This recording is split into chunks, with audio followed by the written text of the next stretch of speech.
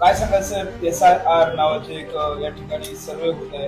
नेमकं या सर्व विषयाचं काय आहे नेमकं पूर्ण जनतेला कशा पद्धतीने सांगू इच्छितो? सर्वात प्रथम मी तुमचा आभार प्रकट करतो, कारण की मी तुम्हाला ह्या विषयासाठी इथे बोलवलेलं आहे. कारण हा विषय हा एकदम अत्यंत महत्त्वाचा विषय आहे आणि ह्या विषयामध्ये दोन गोष्टी महत्त्वाच्या आहेत की लोकांना आम्हाला अवेअरनेस द्यायचे, एक राजकीय पक्ष म्हणून पण आणि एक जागरूक नागरिक म्हणून पण. पण काय झालंय की आता SIR चालू झालेलं आहे, पण अनेक लोकांना माहीत नाही. तर SIR हे स्पेशल इंटेन्सिव्ह रिव्हिजन असा पण हा प्रोग्राम आहे. म्हणजे हा SIR म्हणजे एक प्रकारे आपण ज्या याद्यामध्ये जे प्रॉब्लेम्स आहेत त्या गोष्टीवर शुद्धीकरण करायचे, की जे डुप्लिकेट नावं आहेत, मरण म्हणजे डेथ झालेली लोक आहेत, मरण झाले तरी पण त्यांची नावं आहेत, शिफ्ट लोक झाले तरी पण त्यांची नावं आहेत, काही नावं डबल आहे. तर त्याचा एक सिम्पल फॉर्मॅट आहे ASDR. म्हणजे ए म्हणजे ॲबसेंट वोटर असेल त्यांना काढून टाकणे, शिफ्ट झालेले वोटरांना दुसरीकडे जिथे शिफ्टिंग त्यांची झाली तिकडे नाव ट्रान्सफर करणं, डी म्हणजे डेथ झालेल्या लोकांची नावं काढून टाकणे, आणि आर म्हणजे रिपीटेड म्हणजे दुबार मतदान. तर ह्याचं सिम्पल बेसिक SIRचं हेच म्हणणं आहे की तुमचे जे लिगल वोटर आहेत ते यादीमध्ये राहिले पाहिजेत, आणि जे इलिगल वोटर आहेत ज्यांचे काही पुरावे नाहीत किंवा त्यांच्याकडे कुठल्या गोष्टी नसून सुद्धा ते या यादीमध्ये घुसलेले आहेत किंवा जे डेथ पण झाले तरी पण अशी लोक राहिलेली आहेत, ती नावं कमी होऊन आपली यादी शुद्धीकरण करण्याचं काम सरकारच्या मार्फत महाराष्ट्र सरकार आता 22 राज्यात चालू आहे. तुमच्या माहितीचं सांगतो, आता 1 मार्च पासून 22 राज्यात एक कार्यक्रम चालू झालेला आहे, आणि त्या 22 राज्यामध्ये महाराष्ट्र एक राज्य. ह्याच्या अगोदर पश्चिम बंगालमध्ये, उत्तर प्रदेशमध्ये, गुजरातमध्ये ऑलरेडी SIR झालेला आहे. तर SIRच्या ह्या दोन खास करून स्टेप आहेत. मी लोकांना सांगण्याचं कारण हे आहे की लोकांना समजावं म्हणून. SIRच्या दोन गोष्टी आहेत, दोन स्टेप आहेत. एकूण पहिल्या स्टेपमध्ये गव्हर्नमेंटने, इलेक्शन कमिशनने आपल्या मीरा भाईंदरमध्ये प्रत्येक बूथमध्ये, म्हणजे बूथ म्हणजे आता आलेल्या महानगरपालिकेचे बूथ नाही, विधानसभेचे बूथ, विधानसभेमध्ये जे बूथ आहेत त्या बूथ प्रमाणे BLO आपण केलं. BLO म्हणजे बूथ लेवल ऑफिसर.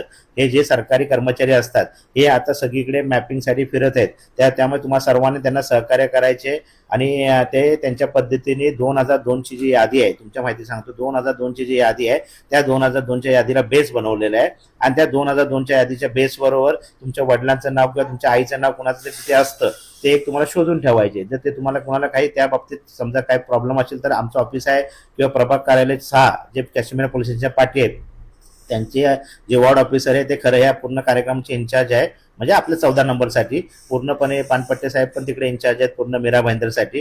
तसे प्रत्येक डिपार्टमेंटचे त्यांनी इन्चार्ज पण ठेवलेले इलेक्शन कमिशनमध्ये. तर तुम्हाला काही प्रॉब्लेम असेल तुम्ही आमच्या ऑफिसमध्ये पण येऊ शकता, राजकीय ऑफिसमध्ये कुठलेही जाऊ शकता, आमच्या पण येऊ शकता, किंवा तुम्ही तुमच्या वॉर्ड ऑफिसरमध्ये जाऊन पण तुमची माहिती घेऊ शकता.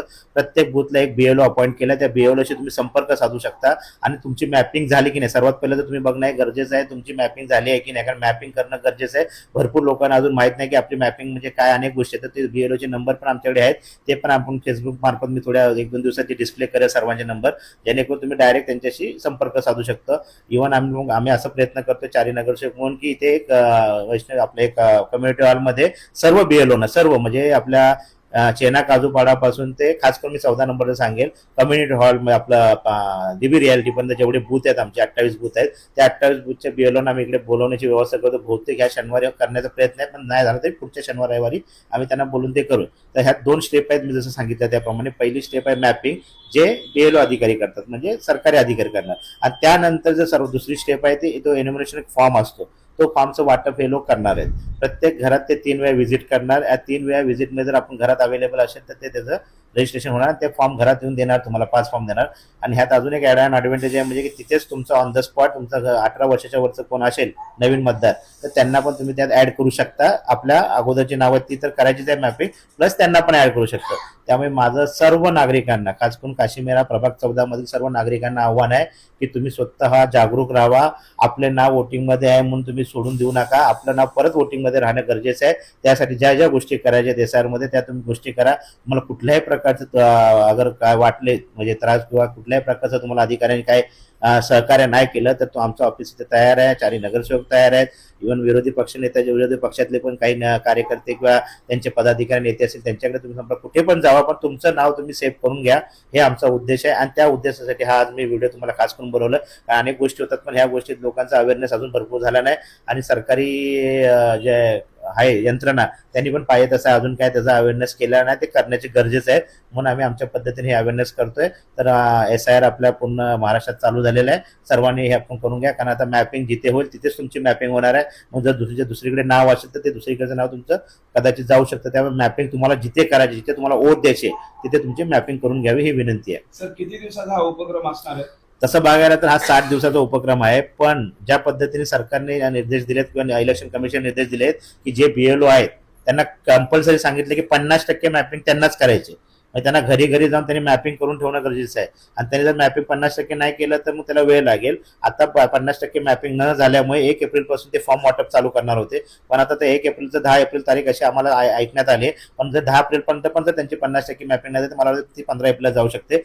खरं प्रोसेस नंतर जेव्हा फॉर्म वाटप चालू होणार घराघरात जाऊन तेव्हा ते चालू होणार आहे लोकांचं सहभाग. पण मॅपिंगसाठी पण आपण स्वतःहून जर BLOला फोन केला तर ते पण करून घेतील, जेणेकरून मॅपिंग झालं की जो फॉर्म असतो तो प्रिंटेड होऊन येईल तुमचा वरतूनच. आणि जर मॅपिंग नाही झालं तर तुम्हाला सगळं मॅन्युअली भरायला लागेल, ते येतील घरी तेव्हा त्यांची वाट बघायला लागेल. आणि त्यात मी खास करून प्रत्येक राजकीय पक्षाला BLA-2 अपॉइंट करायचा असतो. BLA-2 जो असतो तो त्याचा अर्थ काय असतो की तो BLA-2 त्यांना सपोर्ट करतो कोणाला, BLOला. कारण BLOला सर्व माहिती नसते आपल्या एरियाची. तर राजकीय पक्षाचे जे पण लोक आहेत त्यांना पण मी विनंती करेन की त्यांनी BLA-2 पण अपॉइंट करायचं. जसं आम्ही आमच्या पक्षाचे सर्व BLA-2 अपॉइंट केलेले आहेत आणि ते आता त्यांना पण आम्ही कामाला लावले आहेत. त्यांना पण अधिकार असतो की तुम्ही एका दिवसात 50 फॉर्म सगळ्यांकडून लोकांकडून कलेक्ट करून ते BLOला तुम्ही देऊ शकता.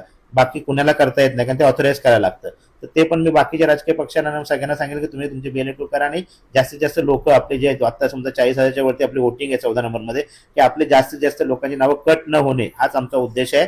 जे व्हॅलिड नावं आहेत ती व्हॅलिड नावं राहिली पाहिजे, इनव्हॅलिड नावं ह्यातनं कट झाली पाहिजे, जेणेकरून उद्या कुठल्या प्रकारचे आक्षेप होऊ नये म्हणून.